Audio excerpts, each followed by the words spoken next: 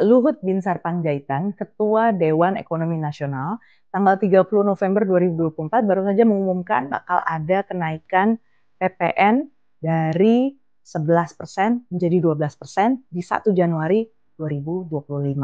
Tapi di sisi lain juga ada berita bahwa program ini bisa ditunda karena nantinya pertama-tama akan ada subsidi dulu untuk listrik. Nah, apa sih pentingnya kenaikan PPN ini dan apa risiko dari kenaikan PPN ini kalau dilihat dari hubungan internasional? Yuk, luruskan. PPN adalah singkatan dari pajak pertambahan nilai atau dalam bahasa Inggrisnya Value Added Tax. PPN adalah pajak yang dipungut atas transaksi barang atau jasa. Yang dikenakan pajak adalah pembeli dan yang melaporkan PPN adalah penjual. Saat ini PPN 11% dan kabarnya akan naik menjadi 12% per 1 Januari 2025. Barang yang kena PPN biasanya adalah barang konsumsi seperti baju, tas, sepatu, elektronik, kemudian rumah, tanah, kendaraan, dan juga layanan-layanan seperti musik dan movie atau film ya. Jadi macam Spotify dan Netflix juga bisa kena tuh kenaikan PPN. Memang bahan makanan, jasa kesehatan, pendidikan, keagamaan, asuransi katanya nggak kena tuh kenaikan tersebut. PPN pada dasarnya adalah untuk mengendalikan konsumsi masyarakat.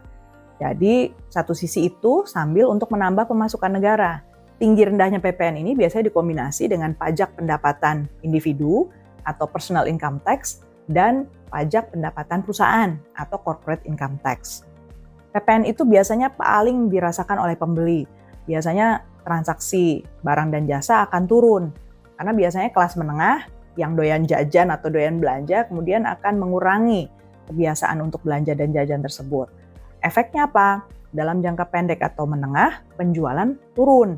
Ekonomi akan terasa seret buat pengusaha dan akhirnya kita akan merasakan ada pengurangan pegawai atau bahkan pengurangan gaji.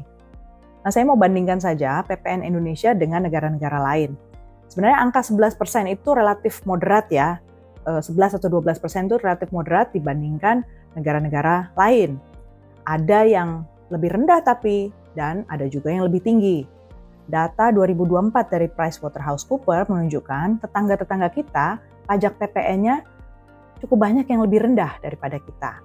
Ambil contoh, Australia dan Jepang cuma 10%. Tetangga-tetangga kita di ASEAN seperti Vietnam, Laos, Myanmar, Kamboja juga cuma 10%.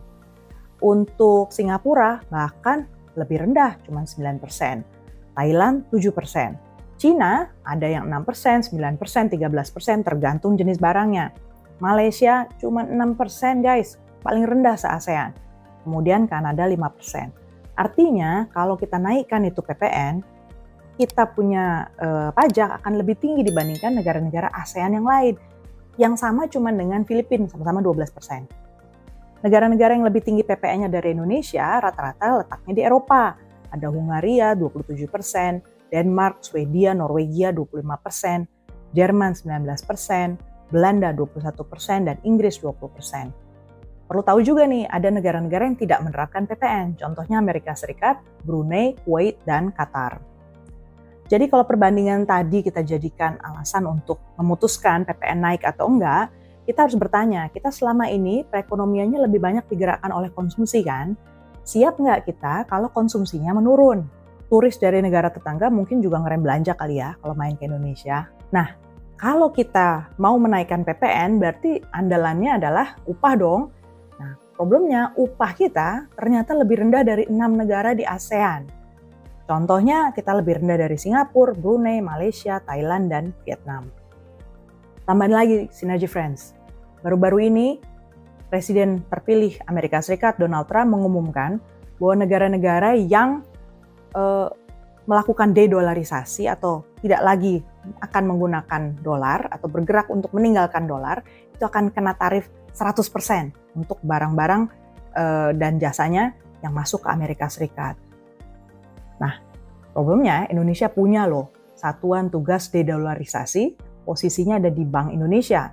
BI membuat sistem transaksi dengan misalnya Cina, Jepang, Malaysia, Singapura, dan Thailand agar menggunakan mata uang masing-masing saat melakukan transaksi. Caranya dengan menggunakan QR code payment. Sementara itu untuk perdagangan, Indonesia sama Korea, Indonesia dan India juga sepakat untuk menggunakan mata uang lokal, pakai won, pakai rupee, dan tentu saja pakai rupiah. Aduh, suram ya. Berarti Indonesia menghadapi risiko ganda. Pertama, barang kita bisa tidak laku di pasar Amerika Serikat, sementara di dalam negeri konsumsi kita juga melambat. Para pengusaha, serikat pekerja, juga para pekerja, kita harus pantau terus nih situasinya. Diplomasi jadi sangat penting. Kabarnya Presiden Donald Trump itu senang dibuatkan tawaran-tawaran dalam bentuk paket deal. Nah, gimana tuh kita menyusun paket deal tersebut? Menurut kamu, apa yang perlu dilakukan oleh Presiden Prabowo untuk kita mendapatkan deal yang lebih baik dari situasi yang seperti ini? Gimana caranya Presiden Prabowo melindungi Indonesia? Nah, itu POV saya. Apa POV kamu? Tulis ya di bawah ini. Jangan lupa share, like, subscribe. Sampai jumpa di episode berikutnya. Terima kasih. Nantikan episode berikutnya Jumat depan.